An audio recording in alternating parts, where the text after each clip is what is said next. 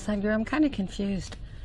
Lots of times I want to make something happen and I do everything I can and I don't take no for an answer and it happens. Other times I do everything I can and it still won't happen. So are there things bigger than me at control, or is it still me doing it, or how does it actually work?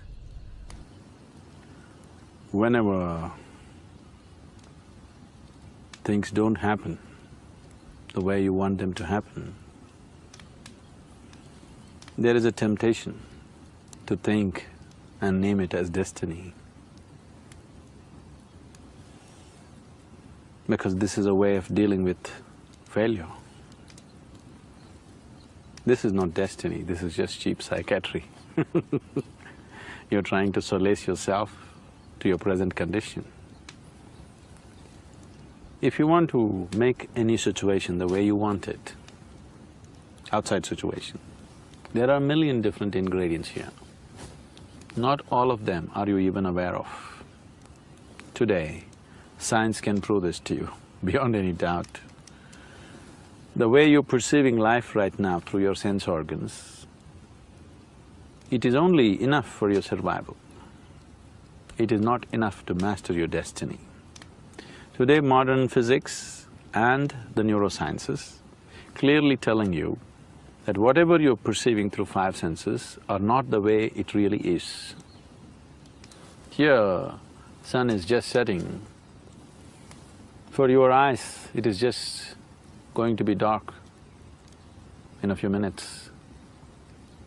But there is a whole host of creatures in this forest. For them, the day begins. So what's light for you is darkness for them. What is darkness for you? Do you hear them waking up?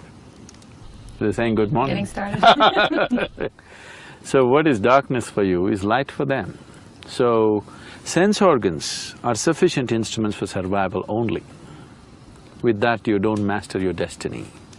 Because if you want to create a situation the way you want it, you have to have some mastery over your life energies. Because ultimately, the whole existence is energy. You can never logically figure out every aspect of life around you. But a lot's happening out of our mind. We want to go on this course, we set it, and our mind takes us there, right? I mean, it starts with that. I already told you, if you have mastery over your mind, 50 to 60% of your life will be in your controls, 50 to 60% of your destiny will be decided by you, and that's all. Still there's another 40% that you don't like. Okay, but when you said, okay, what you were doing with these practices was introducing you to the Creator, basically, inside yourself, but it doesn't… that's not clear. You do the practices, suddenly your health straightens out, you're not clear you're making this introduction. I mean, it's still hard to understand what's happening. See, whatever situations you're living in, you need to understand, to be human means that you can mold the situations the way you want it. You are not molded by the situations, you are molding the situations the way you want it. But today, most people in the world are molded by the situations in which they exist. That is simply because they're existing in reaction to the situations where they were placed. So their question will be, why was I placed in such a situation, first of all? That's the first question. Yes. Is it my bad luck? Is it my destiny that I was born to such parents? Is it my destiny that I am born in such a country or this part of the world or that part of the world? Everything that you know as myself today is just an accumulation of impressions and physical body. What you accumulate can be yours, can never be you, isn't it? So what is you is yet to be introduced to you. It is yet to come into experience, it is in an unconscious state. You're only conscious of small parts of your accumulation. You're not even 100% conscious of what you have accumulated. So you are trying to live your life through your accumulations. You're trying to live your life through what you have gathered, not through who you are. Now, because of the type of accumulations you have developed certain tendencies, so naturally you move in certain directions. Today, science has proved to us, beyond any doubt, that the whole existence is same energy. the air and the water are actually same energy. Yes? Yes. H and O are here. When they gather together in the right proportion, H2O, Right. this is it. Right.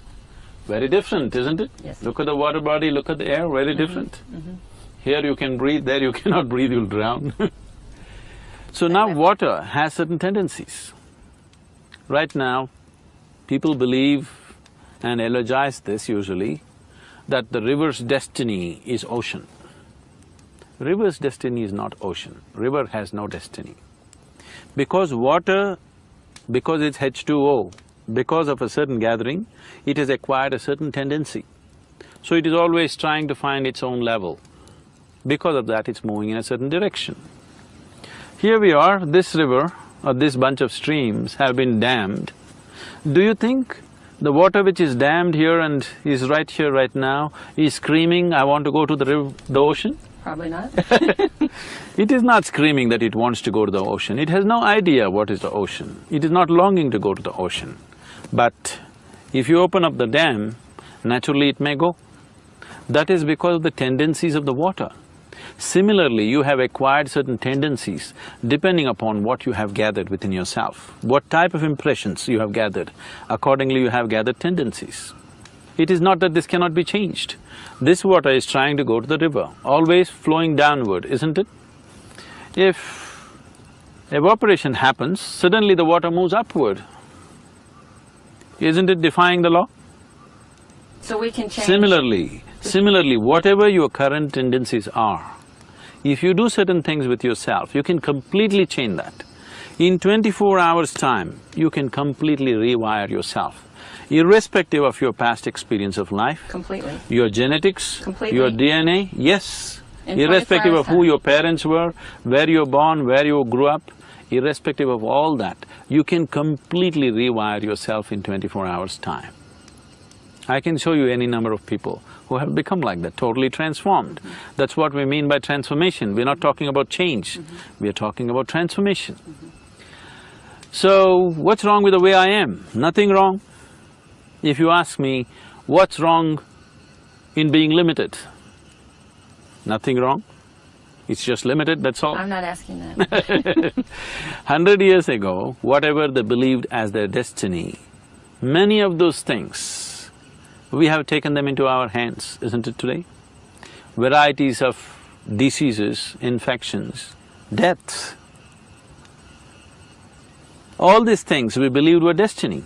If 1 million people died of black plague, we thought it's their destiny, it's God's will, isn't it? They even told you, your marriages were made in heaven. You don't believe that anymore, do you? Maybe once. So, so many things you believed because that's what they told you, but many things that you thought was really destiny, out of control, determined by God or somebody else up there, today all those things are in your hands because we have taken charge of a few things. So what we call as technology today is just this, that within the laws of nature, everything that could be taken charge of, someday we will take charge of it on the outside. So when I say inner technology or inner engineering, that's all I'm saying. Everything that this life is naturally happening to a certain law. If you understand, if you perceive and if you know what is the nature of life within you, you can take charge of it completely the way it happens. If you take charge of your life completely the way it happens, your physical body, your mind, your emotion and the life energies, if you take charge of it, then would you let any unpleasantness happen to you? Never. Unpleasantness is happening to you in the form of anger, fear, anxiety, stress, because your basic faculties like body, mind, energy, emotion, nothing takes instructions from you. They're doing their own things, as if they don't belong to you. They must be doing… Your mind and your body is here to serve the life within you. But right now, the life within you is enslaved to your mind and your body. This is a complete distortion of life, the way it should function. You're trying to handle life topsy-turvy, upside down. So no wonder so many things are out of control. Even if things are in control, you're still anxious. Sadhguru, why is it running on its own, the mind? And I mean, where did all this, how did I start it, or how did it get started? Every moment of your life, whether you're awake or asleep, moments of sleep and moments of wakefulness, everything that comes in contact with your five senses is recorded within you on many different levels. On the level of your mind, on the level of your body, on the level of your chemistry, on the level of your very energies, it is recorded. These are the backup systems so that you don't lose your software. This software is what traditionally people are referring to as karma. Karma means a certain accumulated mass of information which has now formed its own tendencies. Here in the East, in India, we refer to these tendencies as vasanas. What vasana means is, literally means smell. So what kind of garbage you have in your head, that's the kind of smell. Accordingly, things happen to you, that's the kind of life you attract towards yourself, that is the direction in which you go. So, this is accumulated impressions. So it is a software that you wrote for yourself unconsciously. Whatever you can do unconsciously, you can also do it consciously, isn't it? So if you start writing a conscious software for yourself, definitely you would write a software of blissfulness and of liberation, not of bondage and misery. You would not cause any kind of misery to yourself consciously. So, essentially the problem is just that you're unconscious of many aspects of life within yourself. You're trying to conduct your life without understanding how this human mechanism functions, what it is about. It is just like you got into your car, you don't know what these three pedals are. In America you have only two, yeah? Okay. You don't know what these two pedals are. Whenever you feel like it, you kick any one of them. You know what a jerky driver you will be? Terrible. Right now, isn't your well-being that jerky? Sort of. It is, isn't it? You went outside, someone told you, you are the most wonderful person on this planet. You are floating on cloud, what number? 9 at least. Only 9? In India we do it on the 11th one. So you came floating on that cloud, you came home and people at home told you who you really are and it crashes. So your well-being is so fragile. Your sense of happiness, your peacefulness, everything is so fragile. People say, if you sit next to a still lake, you will become peaceful. The still lake doesn't know what is peace, I want you to know this. Peace, or there's too much talk about peace, is a concoction of disturbed minds. Too many disturbed minds, so they're making up this whole business of peace. You don't have to do anything to be peaceful. If you don't mess yourself, you are peaceful. How else to be? I don't know how else to be. You haven't got yourself all stressed out. So now, if the still lake is giving you peace, so all I have to do is take a pebble and throw it into the lake and you're finished. How fragile it is. Now you make yourself in such a way, if you sit here, if the lake doesn't know peace, the lake should become peaceful because of your presence, because these are all inanimate objects. But here, the very source of creation is becoming conscious. I'm not saying it is not there, it is there also, but in a different form. Here it is much more possible to access. Once you have access of that, your presence settles everything around you. What is around you doesn't settle you. Right now, if they want peace, they go to the top of the mountain, a lake or an ocean. No, wherever you go, that whole place should become peaceful.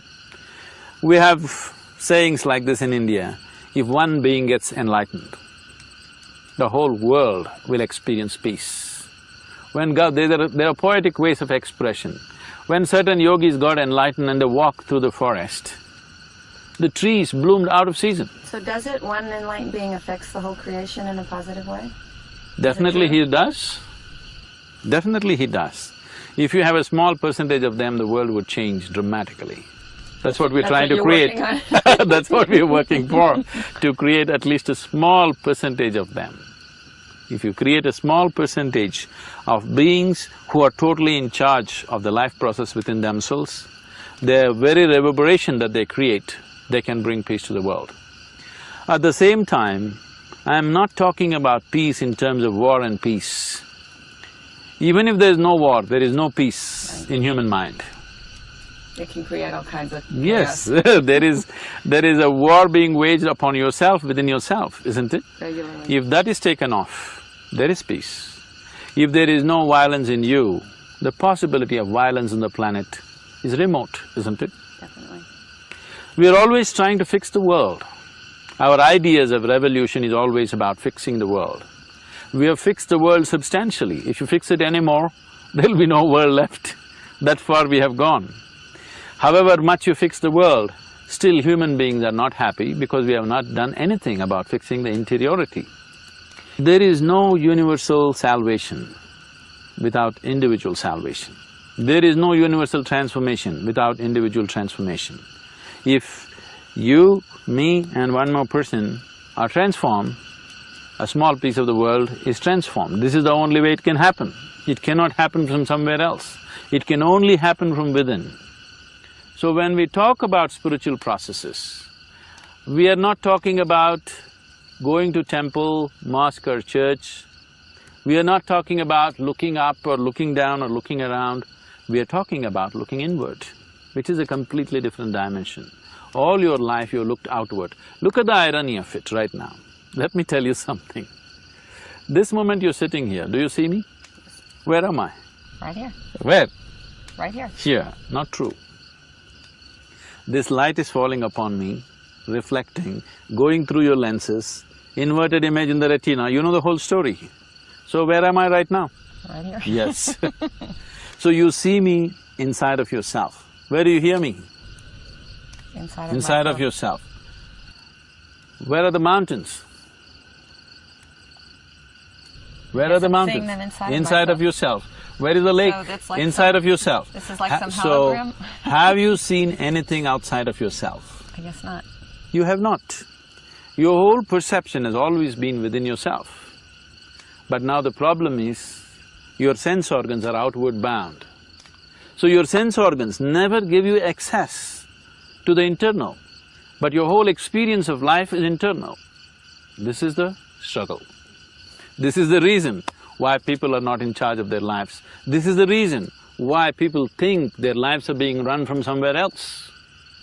But for me, for 30 years, I've known I wanted to go inward and I've had no luck.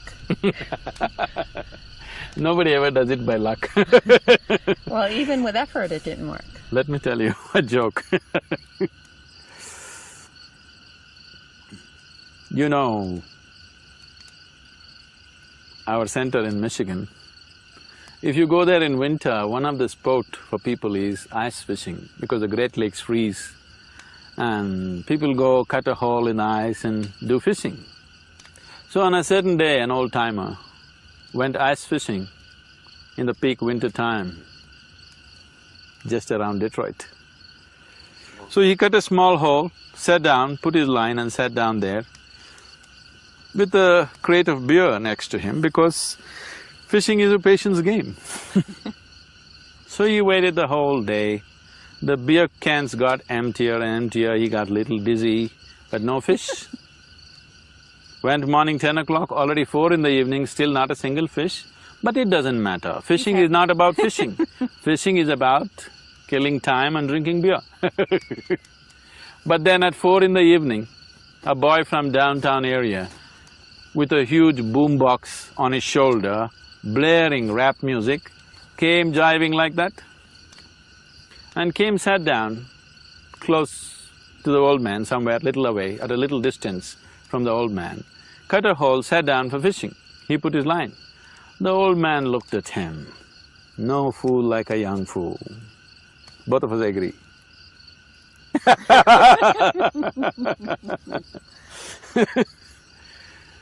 I've been sitting here the whole day quietly and I have not caught a single fish. And the fool comes with blaring music and he hopes to catch fish. And he ignored him and focused on his fishing. To his amazement, within 10 minutes the boy caught a huge trout. He landed a huge trout and it went into his basket. He couldn't believe this. He looked at him. Then he thought, ha, flash in the pan, Luck. ignored it and focused on his fishing. But in another 10 minutes, the boy landed one more trout. Now he could not ignore him. This is not luck. He just sat there looking at the boy. The music was blaring, the boy was jiving, sitting down, and in another 10 minutes he landed one more trout. Now, he kept his he kept his pride aside and slowly walked down to him and asked, "I've been sitting here the whole day and not a single fish. In 30 minutes you have 3 wonderful trout in your basket. What is this? What is the secret?" The boy lowered the music and said, "Roo-ra, roo-ra, roo-ra, ra, rough." Said, "What?" The boy repeated, "Roo-ra, roo-ra, roo-ra, ra, rough." The old man said, "I don't understand what you're talking about." Then the boy spat out a blob of something into his hands and said, "You have to keep the worms warm." You got to do it the right way, otherwise it won't happen. So you sitting there the whole day, that's not the point. You have to do the right thing, otherwise life doesn't work. It doesn't matter who you are, life doesn't work for you unless you do the right things. Always people who believe that they're good people are always wondering why it's not working for them and why it's working for someone else. Whoever does the right thing, for him it works. The existence is not judgmental. So you're a good person. So, even if you don't water the tree, will it grow? You're a bad person. If you take care of the tree, will it grow? So good, bad, all these things are in your head. These judgments are essentially human and socially conditioned. In every society they have their own idea of what is good and bad. But the existence is treating all of us the same way. Whoever is receptive right now, he gets the bounty of life. So the whole aspect of yoga is to make you receptive. What does that mean, though? When I say receptive, what does it mean? what is being receptive?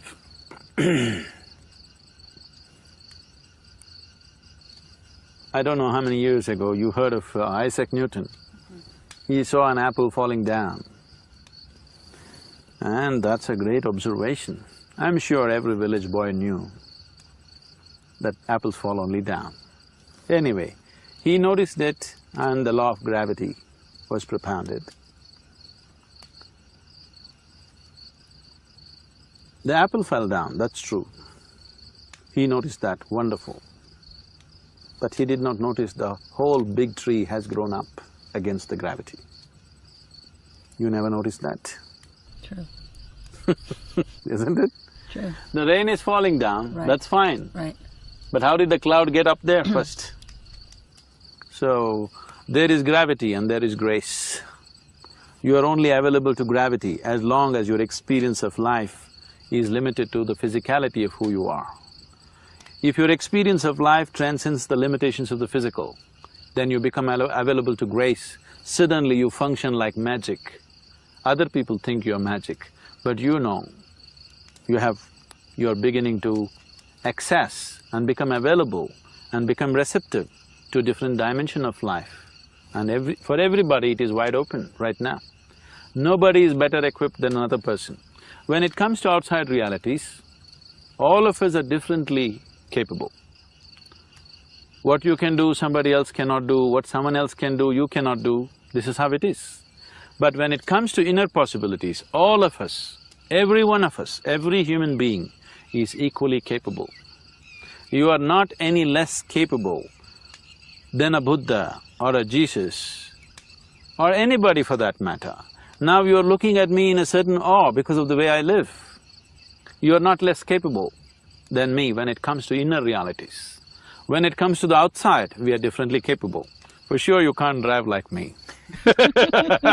For sure. But you could meditate like me, nothing to stop you. You can be joyful like me, you can be blissful like me, nothing to stop you. But outside physical capabilities are different, they're acquired.